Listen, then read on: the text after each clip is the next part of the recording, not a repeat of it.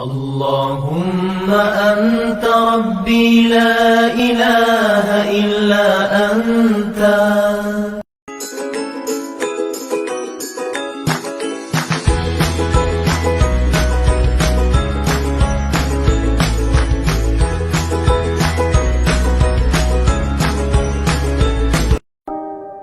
اللهم أنت ربي لا إله إلا أنت. خلقتني وأنا عبدك وأنا على عهدك ووعدك ما استطعت. أعوذ بك من شر ما صنعت. أبوء لك بنعمتك علي وأبوء بذنبي فاغفر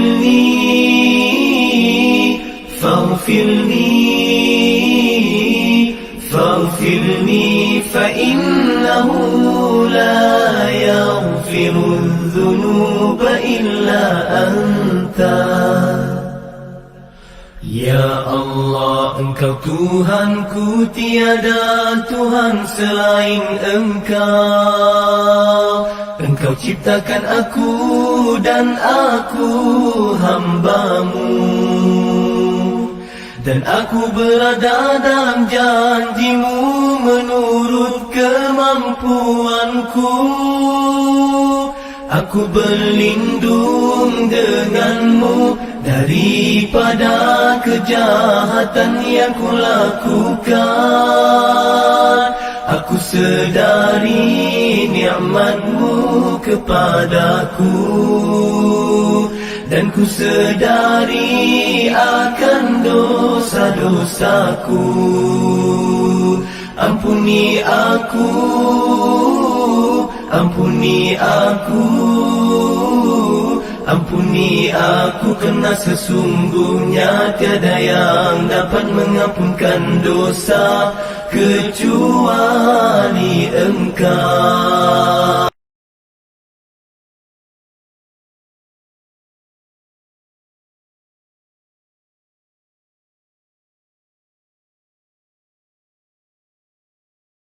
قد ضلوا ضلالا بعيدا. إن الذين كفروا وظلموا لم يكن الله ليغفر لهم ولا ليهديهم طريقا إلا طريق جهنم خالدين فيها أبدا وكان ذلك على الله يسيرا. يا أيها الناس قد جاءكم الرسول بالحق من ربكم فآمنوا خيرا لكم وإن تكفروا فإن لله ما في السماوات والأرض وكان الله عليما حكيما. يا أهل الكتاب لا تغلوا في دينكم ولا تقولوا على الله إلا الحق إنما المسيح عيسى ابن مريم رسول الله وكلمته ألقاها إلى مريم وروح منه فآمنوا بالله ورسله ولا تقولوا ثلاثة انتهوا خيرا لكم إنما الله إله واحد سبحانه أن يكون له ولد له ما في السماوات وما في الأرض وكفى بالله وكيلا. لن يستنكف المسيح أن يكون عبدا لله ولا الملائكة المقربون ومن يستنكف عن عبادته ويستكبر فسيحشرهم إليه جميعا. فأما الذين آمنوا وعملوا الصالحات فيوفيهم أجورهم ويزيدهم من فضله وأما الذين استنكفوا واستكبروا فيعذبهم عذابا أليما ولا يجدون لهم من دون الله وليا ولا نصيرا. Sadaqallahul Azim. Sesungguhnya orang-orang yang kafir serta menghalang orang-orang lain dari jalan Allah, agama Islam, sebenarnya mereka telah sesat dengan kesesatan yang sejauh-jauhnya. Sesungguhnya orang-orang yang kafir serta berlaku zalim, Allah tidak sekali-kali akan mengampunkan mereka dan tidak akan menunjukkan jalan kepada mereka selain dari jalan neraka Jahannam yang mereka akan kekal di dalamnya selama-lamanya. Dan balasannya demikian itu adalah mudah bagi Allah. Wahai sekalian umat manusia, sesungguhnya telah datang kepada kamu Rasulullah Muhammad sallallahu alaihi wasallam dengan membawa kebenaran dari Tuhan kamu. Maka berimanlah kamu kerana yang demikian itu amatlah baiknya bagi kamu. Dan jika kamu kufur engkar, maka kekufuran kamu itu tidak mendatangkan kerugian apa-apa kepada Allah. Kerana sesungguhnya bagi Allah jualah segala yang ada di langit dan di bumi. Dan Allah sentiasa mengetahui lagi maha bijaksana. Wahai ahli kitab, Yahudi dan Nasrani, janganlah kamu melampaui batas dalam perkara agama kamu. Dan janganlah kamu mengatakan sesuatu terhadap Allah melainkan yang benar. Sesungguhnya Al-Masih Isa ibni Maryam itu hanya seorang pesuruh Allah dan kalimah Allah yang telah disampaikannya kepada Maryam. Dan ia juga tiupan roh daripadanya.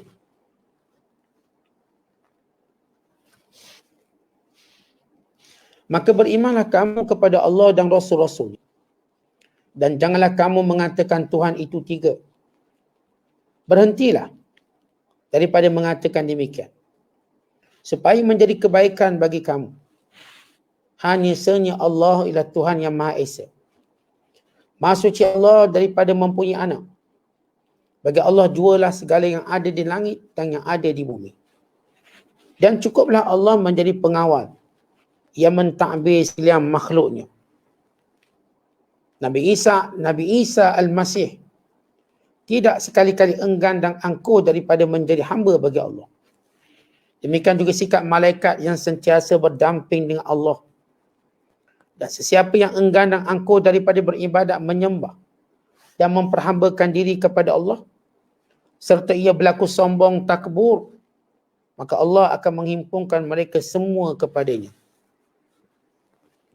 Sesudah itu orang-orang yang beriman dan beramal soleh, Allah akan menyempurnakan bagi mereka pahala balasan mereka.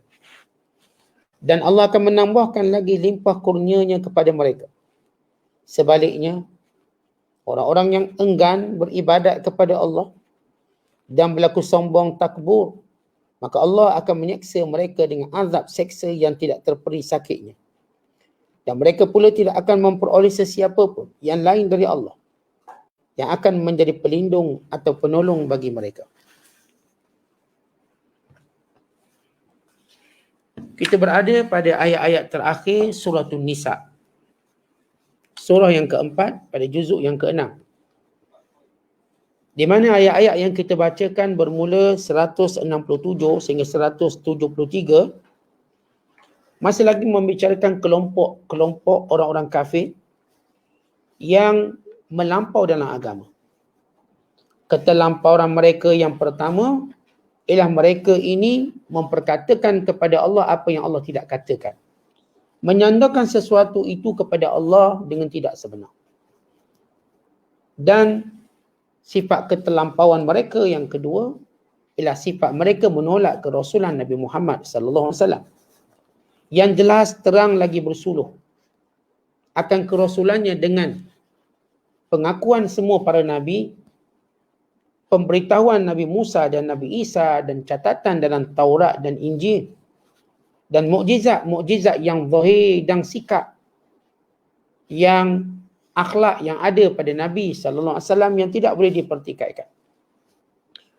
Dan perkara yang ketiga ialah sifat mereka yang terlampau itu bila mereka mengatakan bagi Allah itu punya anak, lalu mereka menyebut Isa sebagai anak Tuhan. bagi orang Kristian. Dan bagi orang Yahudi pula menghina Nabi Isa alaihissalam. Maka ini intipati ayat-ayat yang kita bacakan. Dengan kata lain, kesesatan orang kafir dan bagaimana pembalasan Allah Ta'ala ke atas mereka. Dan seruan daripada Allah supaya manusia, semua hamba-hamba Allah beribadat kepada Allah, beriman dengan Nabi Muhammad sallallahu alaihi wasallam. Kemudian penjelasan Allah tentang siapakah Isa ibni Maryam. Isa alaihissalam yang merupakan satu figur ataupun suatu kepribadian yang hebat yang Allah Ta'ala sebut dalam Quran. Yang sebahagian mereka melampau menghinanya dan sebahagian mereka pula melampau memujinya. Maka apakah dia jalan tengah yang tidak bersifat dalam menghina atau terlampau memuji, iaitu memberi hak yang sebenar, iaitu Nabi Isa hambanya, rasulnya yang diutuskan sebagai tanda kebesaran Allah SWT. Bila Allah berfirman, innal ladzina kafaru, sesungguhnya orang kafir.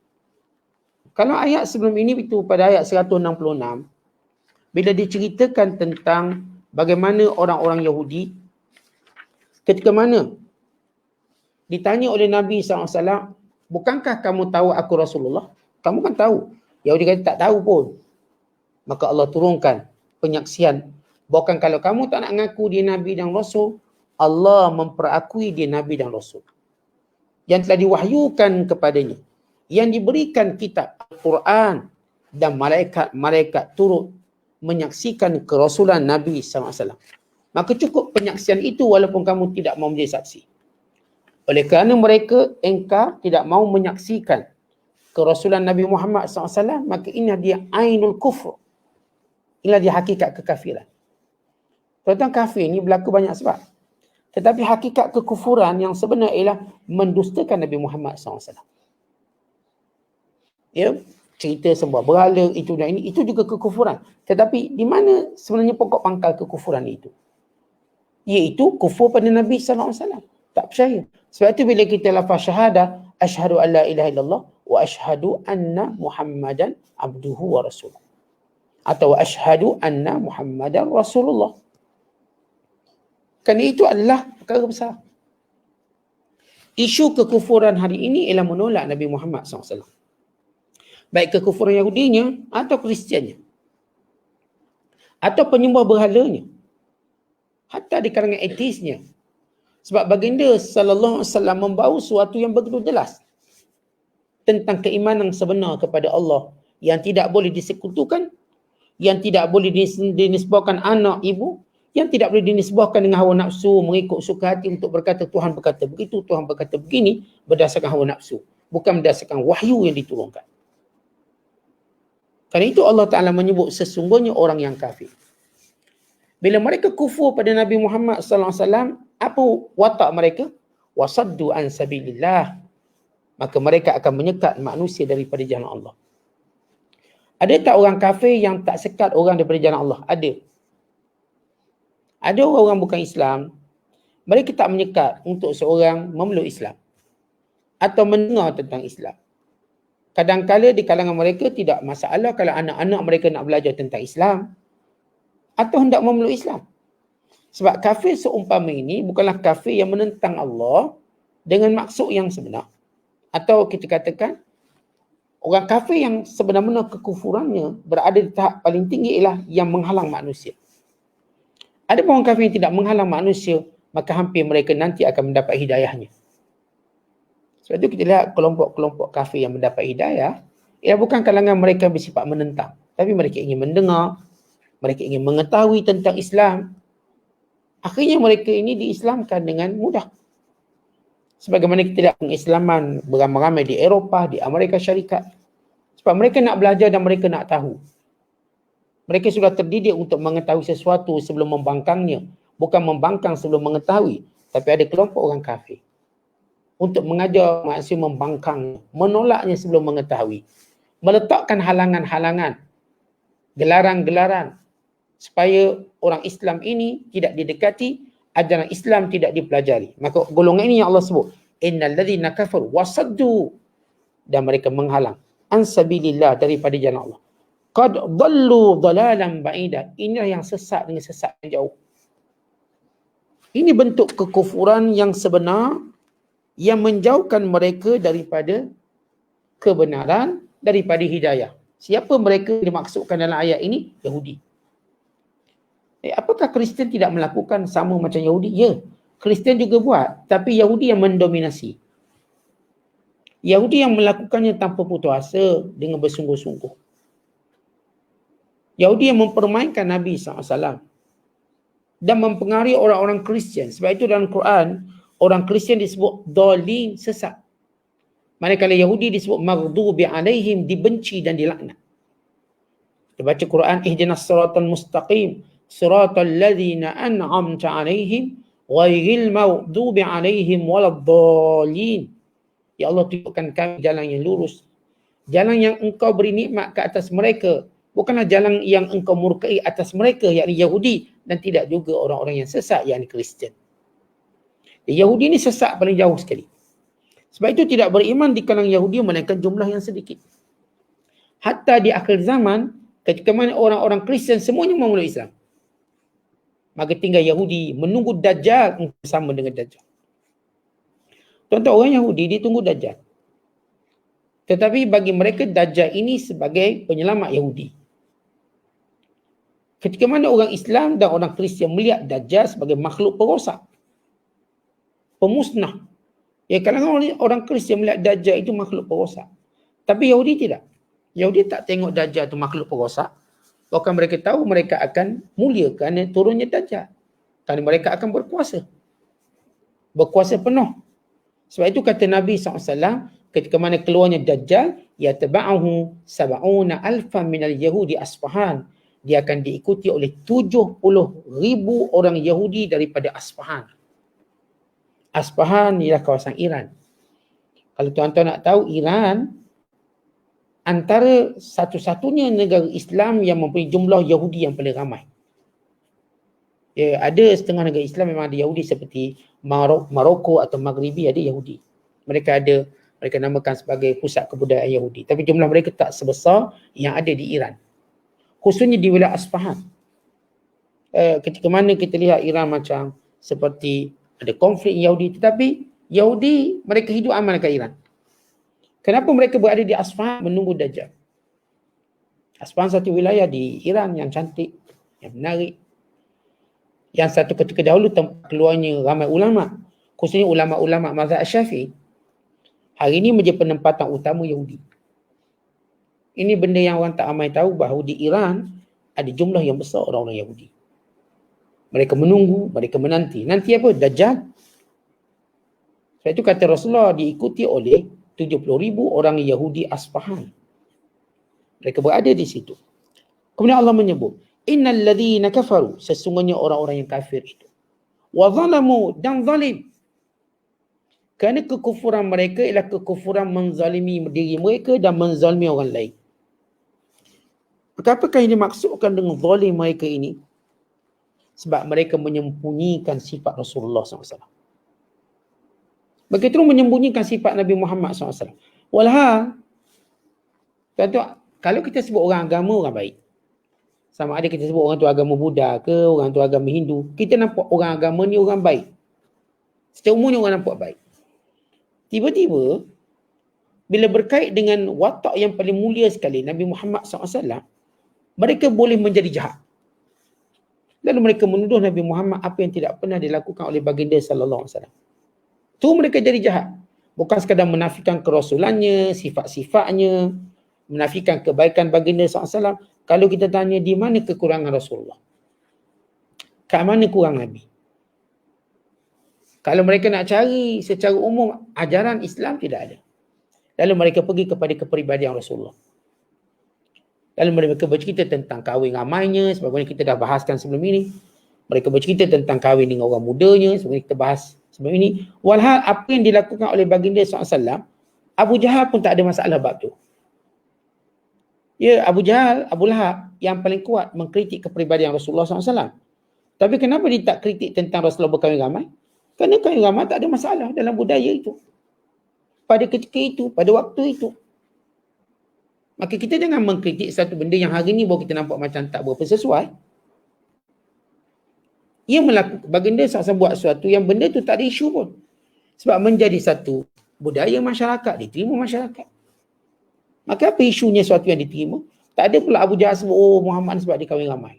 Atau sebab dia kahwin dengan Aisyah yang muda. Tak ada isu tu. Kan isu tadi sudah menjadi perkara biasa bagi masyarakat.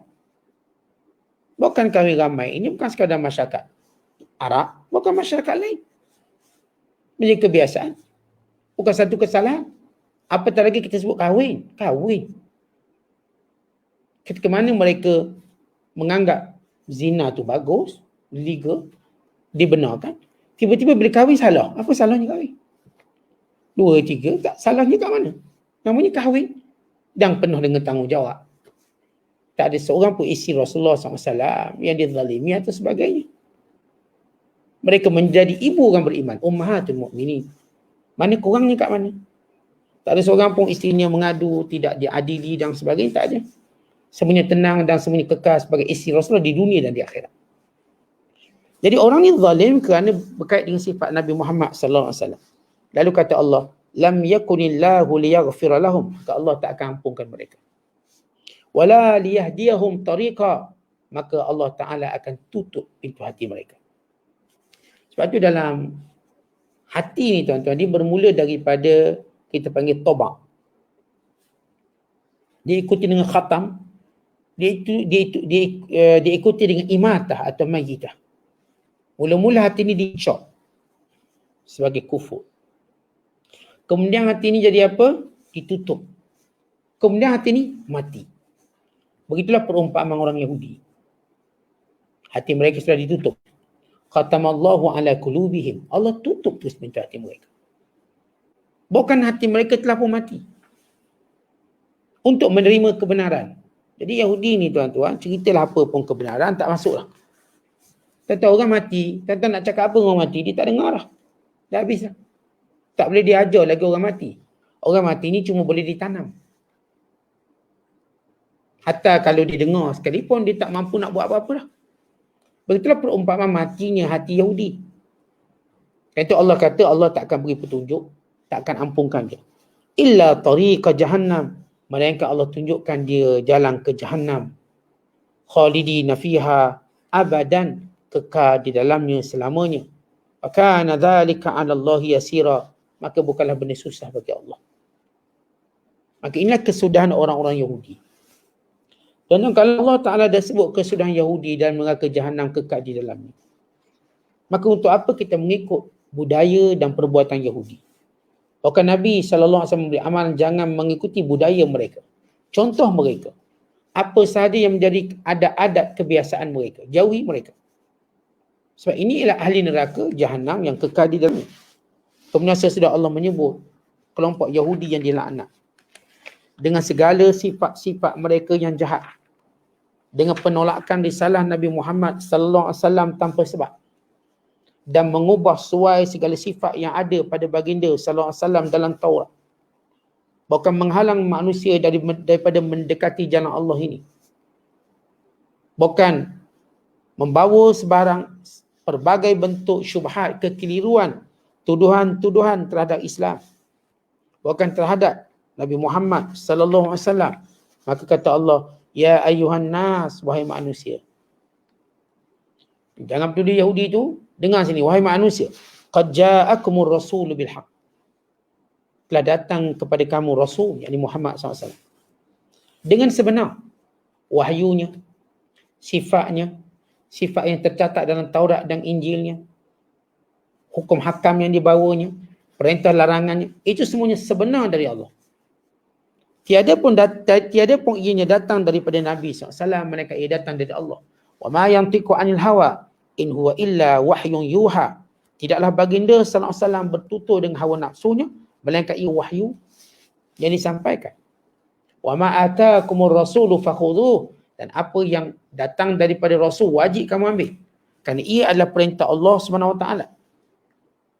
Siapa yang mentaati Nabi SAW, maka dia mentaati Allah. Siapa yang nak cinta Allah, dia kena cinta Nabi sallallahu alaihi wasallam. Ya ayyuhalladzina amanu in kuntum tuhibbuna Allah, qul in kuntum tuhibbuna Allah fattabi'uni yuhibbukumullah wa yaghfir lakum dhunubakum wallahu ghafurur rahim.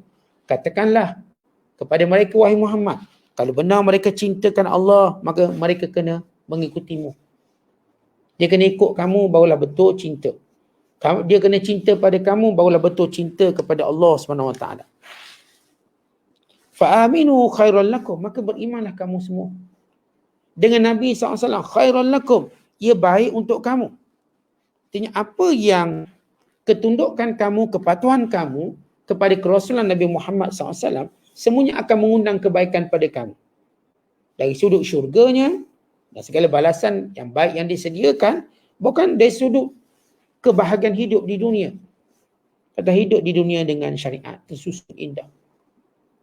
Dengan mematuhi pengharamannya, dengan mengikuti perintahnya, maka hidup ini tersusun dan disiplin dengan begitu indah. Baik, maka itu kebaikan kepada kita.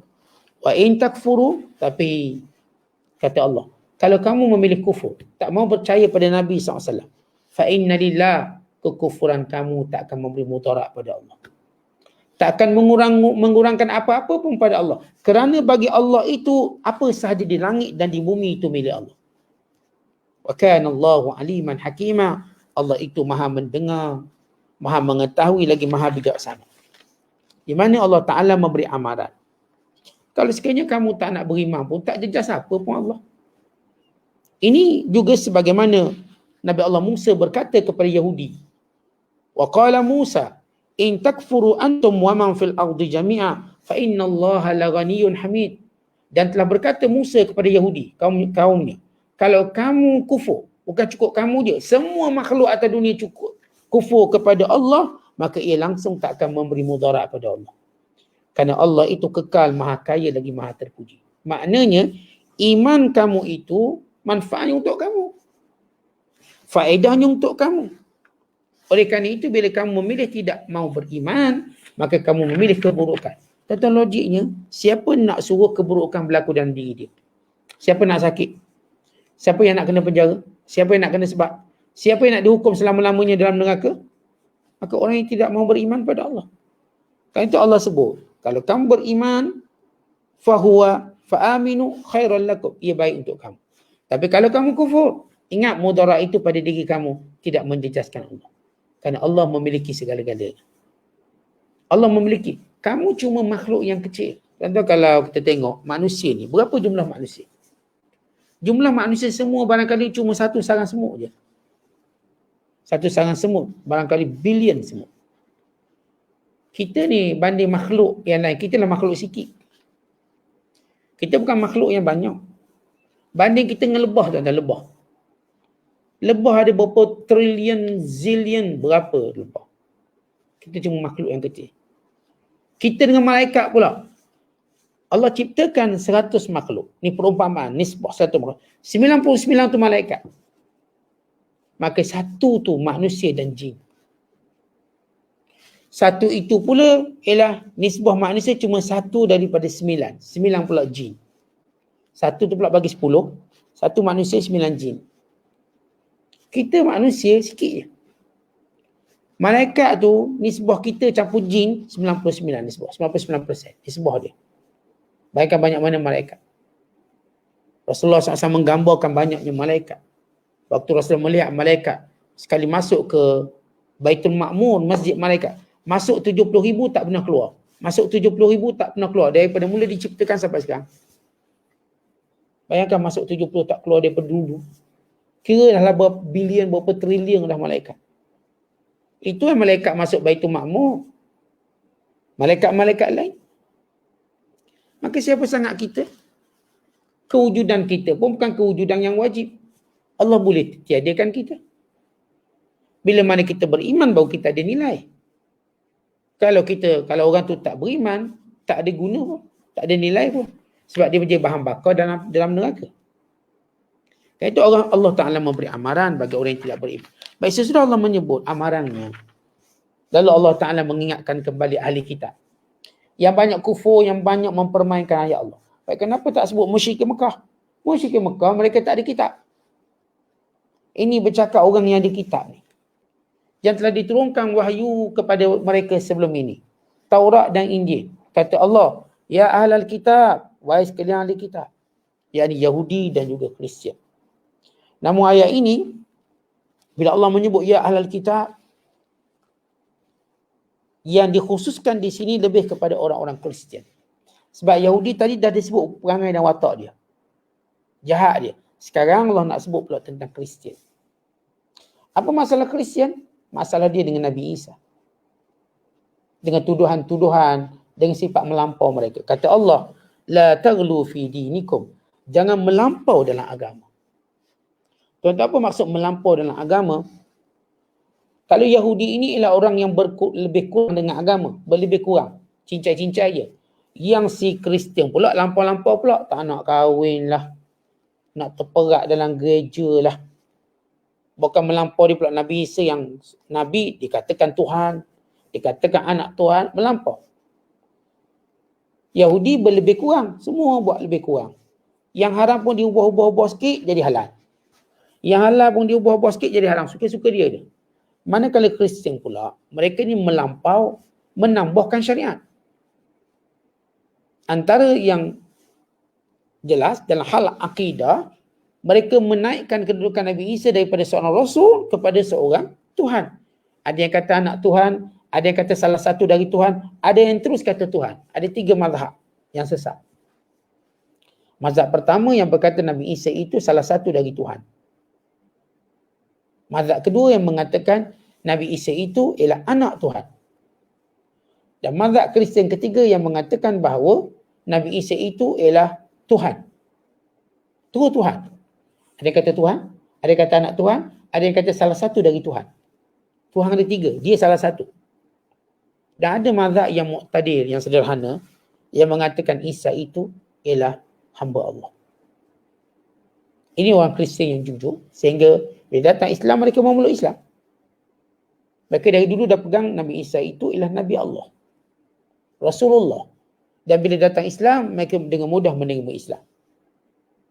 Ini kelompok yang mu'tadil. Mereka berpegang kepada Injil Barnabas ataupun Injil Barnaba. Yang pegang Injil Barnaba, di situ tercatat tentang kerasulan Nabi Muhammad SAW dan juga tentang kerasulan Nabi Isa. Berbanding orang yang pegang Injil Yohanes atau Yohana atau Mark atau Marik, Lak atau Luka dalam bahasa Arab. Mereka ini menyeleweng. Tinggal lagi yang pegang pada Injil Barnaba atau Barnabas yang berpegang kepada kerasulan Nabi Muhammad SAW dan juga kerasulan Nabi Isa. Mereka tak kata Isa itu anak Tuhan tapi hamba. Allah kata, wahai ahli kitab, jangan melampau dalam agama. Wala taqulu 'ala Allah, jangan pandai-pandai kamu kata pada Allah illal haq, melainkan yang benar. Benar yakni jangan kamu mensyirikkan Allah, kata Allah ada anak lah, ada isteri. Ini kata-kata tak benar. Innamal masih, perkara pertama Allah beri contoh yang tak benar, bahawasanya Masih Isa bin Maryam, Isa anak Maryam. Ya, Allah tak sebut Isa je. Allah tu nisbah dia, Isa tu anak Maryam. Dia kalau sebut Isa anak Maryam, confirm Isa bukan anak Tuhan. Jadi sebut innamal masih Isa bin Maryam. Bahawasanya Masih itu ialah Isa anak Maryam. Rasulullah Allah. Wa kalimatuhu, dan kalimah Allah yang berkata kun jadi, maka dia jadi. Tanpa proses perkahwinan, tanpa proses air mani sebagaimana kejadian manusia yang lain. Dan kejadian Nabi Isa tidaklah suatu benda yang aneh dan pelik, sebab Allah Ta'ala telah menciptakan Adam tanpa perkahwinan, tanpa air mani. Sebagaimana Allah menciptakan Hawa juga tanpa air mani dan tanpa perkahwinan. Tiba-tiba Hawa muncul, tercipta. Maka apakah kejadian Nabi Isa ini aneh benar? Tidak. Ia merupakan tanda-tanda kebesaran Allah. Maka Allah menyebut alqaha ila Maryama wa ruhum min, kalimah yang dicampakkan kepada Maryam dan roh daripadanya. Yakni roh di sini maknanya Jibril alaihissalam yang meniupkan roh padanya. Disebut sebagai roh min, roh daripada Allah, ruhullah. Siapa? Jibril alaihissalam.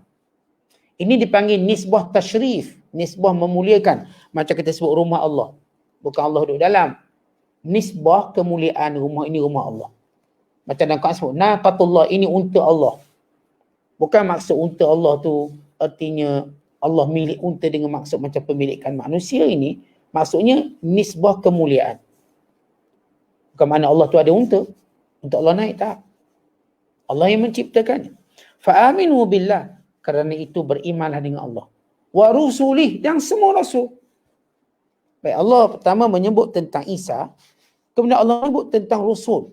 Bahawa Nabi Isa ini sama macam Rasul-Rasul lain. Dan iman kepadanya dituntut sama sebagaimana iman yang dituntut pada Rasul-Rasul lain. Iaitu mendengar perintah Allah melalui mereka. Memahami perintah Allah melalui mereka. Mereka ini pesuruh Allah, bukan anak Allah. Wala taqulu thalathah, jangan kamu kata tiga. Tiga atau disebut Trinity. Konsep tiga, tak kira tiga dengan maksud apa. Tiga dengan maksud Nabi Isa anak Tuhan, atau tiga dengan maksud Isa salah satu Tuhan, atau tiga dengan maksud Isa itulah Tuhan. Kerana ia semuanya syirik kepada Allah. Intahu, berhentilah. Kerana hujah kata Tuhan tiga ini memeningkan kamu. Bukan bertentangan dengan tauhid Allah yang esa. Berhentilah. Khairul lakum, ia lebih baik pada kamu. Innamallah, Allah itu ilahun wahid, Tuhan satu. Tuan-tuan, dalam bab Tuhan satu simple, kerana akal manusia tak mungkin boleh Tuhan dua atau tiga atau empat. Kerana alam ini akan binasa. Allah tu cuma satu. Subhanah, maha suci Allah. Ayakuna lahu walad. Dia tidak mempunyai anak atau sekutu. Tuan-tuan, kenapa nak nisbahkan Allah ada anak? Apa kepentingan ada anak? Ada anak ni ialah kelemahan kita manusia. Kenapa tuan-tuan nak anak? Sebab tuan-tuan tahu kita akan tua, anak perlu ambil harta kita, perlu uruskan bisnes kita. Anak perlu meneruskan zuriat keturunan kita. Kita dah tak boleh beranak, harap anak-anak lah beranak pula. Kita dah tak boleh anak kecil dah.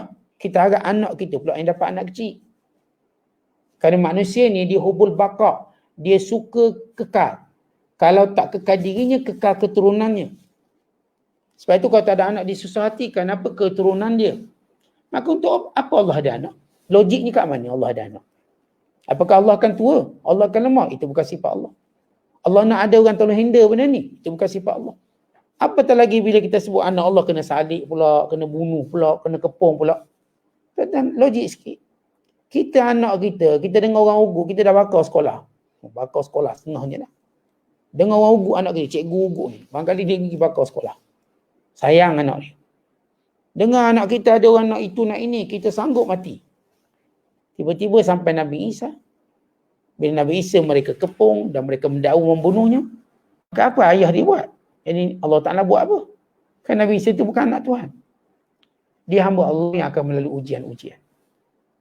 Sebagaimana Nabi-Nabi yang lain. Lahu ma fis samawati wa ma fil ard. Allah kata, kenapa kamu nisbahkan Isa tu anakku? Bagi aku semua milik aku langit dan bumi ini. Tuan-tuan, apakah ciptaan manusia lebih hebat daripada ciptaan langit dan bumi? Manusia dengan tempoh yang singkat, umur yang pendek, kesihatan yang sentiasa terjejas. Ni langit dan bumi tengok, berapa juta tahun dah umur dia. Kukuh. Adakah langit pernah sakit? Apakah bumi pernah sakit? Kekal macam tu. Macam zaman nenek moyang kita, begitulah bumi. Macam zaman nenek moyang kita, begitulah langit, begitulah bulan, begitulah matahari. Tapi yang berubahnya kita. Tuan-tuan tua, bulan, bintang tak pernah tua. Dia macam tu. Saat saya dah tengok matahari dah berjanggut tua, tak ada. Matahari kamu muda, yang tuanya kita. Maka apakah kejadian kamu lebih hebat daripada langit dan bumi? Allah pemiliknya. Wa kafa billahi wakila. Cukuplah Allah itu menjadi wakil. Yang dimaksudkan dengan wakila ialah saksi atas keesaannya. Baik, kalau kamu sepakat untuk menyekutukan Allah, cukuplah Allah yang mengatakan dia esa. Akhirnya golongan-golongan yang kata Tuhan tiga, Tuhan beranak, Tuhan ada isteri, Tuhan itu satu dari tiga, semua golongan ini melakukan kecelaruan dalam pemikiran mereka. Kemudian Allah kata, lan yastankifal masih. Nabi Isa tak pernah sombong dan tak pernah engkar dan ego. Ayyakuna abdan lillah, untuk menyembah Allah. Kalau kamu kata Nabi Isa itu Tuhan, dia tak payah sembah siapa-siapa. Dia Tuhan. Tapi Nabi Isa kekal menyembah Allah. Apakah Tuhan menyembah Tuhan? Tidak. Tuhan menyembah Tuhan, salah satunya bukan Tuhan. Maka Nabi Isa tidak pernah sombong, ego untuk menjadi hamba Allah. Walal malaikatul muqarrabun. Dan demikian juga malaikat yang dekat dengan Allah. Allah Ta'ala nak gambarkan ini jenis makhluk yang taat pada aku. Siapa? Nabi-nabi dan malaikat. Mereka sentiasa tawaduk, merendah diri untuk mentaati Allah. Wa man yastankif, siapa yang ego, yang engkar an ibadatihi untuk menyembah Allah, wa yastakbir dan sombong, fasayahsyuruhum ilaihi jami'a, maka Allah Ta'ala akan menghimpunkan mereka pada hari kiamat kelak dalam azabnya. Fa ammal ladzina amanu, adapun orang-orang yang beriman dan beramal soleh, fayuwaffihim ujurahum, Allah sempurnakan balasan dan pahala mereka. Wa yaziduhum min fadli, Allah tambah lagi. Setiap satu kebaikan digandakan 10 sehinggalah 700, sehinggalah jumlah yang lebih besar pada itu. Sebab tu tuan-tuan, rahmat Allah Ta'ala pada kita ibadat umur kita tak panjang pun, tapi Allah bagi syurga selama-lamanya. Kita ibadat 70 tahun, Allah beri kepada kita bukan 70 tahun syurga, bukan 7,000 tahun syurga, bukan 70,000 tahun syurga, selama-lamanya. Lihat besarnya balasan Allah pada kita. Kita buat sikit je. 70 tahun bukan ibadat sepenuh masa dengan buat tu, buat ni. Tapi Allah bagi selama-lamanya. Maka lihat besarnya kurniaan Allah. Wa ammal ladzina stankafu, ada pun yang ego. Yang tak nak sembah Allah, nak sembah Isa lah atas nama dia anak Tuhan. Yang nak sembah itu, nak sembah ini lain pada Allah. Wastakbaru, dan mereka ini sombong. Fa yu'adzibuhum azaban alima, Allah akan mengazab mereka dengan azab yang pedih. Wala yajiduna lahum, dan mereka tak akan lagi mendapati, memperolehi, menemui min dunillah, selain daripada Allah, waliyan wala nasira, yakni pembantu yang membantu mereka, dan penolong yang menghalang mereka dari azab Allah. Maka ini amaran kepada orang-orang yang menghina Nabi Isa AS, ataupun yang melampau di dalam menisbahkan sesuatu kepada Nabi Isa AS, apa yang tidak menjadi sifat Nabi Isa, dengan mengatakan ia Tuhan dan sebagainya. Maka Allah menjelaskan bahawa Isa sebagaimana Nabi-Nabi yang lain. Kejadiannya, ciptaannya sama macam ciptaan-ciptaan yang lain. Di sebalik kehebatan ciptaannya yang diagung-agungkan, yang dilihat macam pelik sangat oleh orang Kristian, maka kita katakan Nabi Adam lebih ajaib daripada itu. Sebab itu Allah sebut ayat yang lain, inna masala Isa indallah kamasali Adam, bandingan Nabi Isa di sisi Allah macam Adam. Bukan Adam lebih ajaib, tanpa ibu, tanpa ayah tiba ada. Maka apatah sangat ataupun apalah sangat hal ini sehingga tiba-tiba kamu nak mendustakan Allah dan kata dia anak Tuhan. Maka ini pembohongan yang nyata.